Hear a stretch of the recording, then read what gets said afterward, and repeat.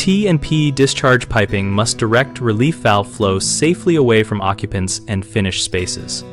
Follow the thumb rule that the discharge pipe should be the same nominal diameter as the temperature and pressure relief valve outlet and run downward with a continuous slope to either within 6 inches of the floor or to an approved drain.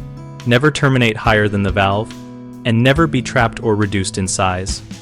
Use rigid or listed flexible piping rated for the system temperature and pressure, and avoid copper sweating or torching on the valve during installation because heat can damage the valve seat and gasket.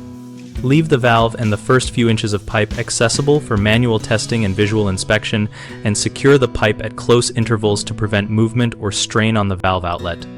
If routing through framing, leave adequate clearance and protect the pipe with plates where it passes near studs to avoid future nail or screw damage. Install a drip pan and route the pan drain to an approved location if the heater is above finished space, and tie the pan drain into the same approved drain when local code allows.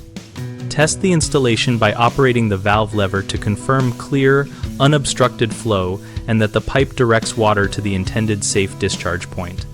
3 common mistakes are reducing pipe diameter, which can restrict flow and cause pressure buildup, routing the discharge to a finished area where hot scalding water can injure occupants, and soldering or torching near the valve, which can soften or ruin internal seals. If the pipe is undersized, replace it with the same nominal diameter as the valve outlet to restore correct flow. If the discharge ends in a finished space, reroute the pipe to within 6 inches of the floor or to an approved drain and add a drip pan when needed.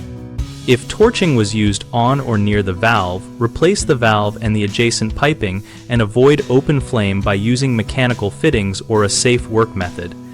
BigHomeProjects.com connects homeowners and contractors around projects like safe temperature and pressure relief discharge piping and related water heater work.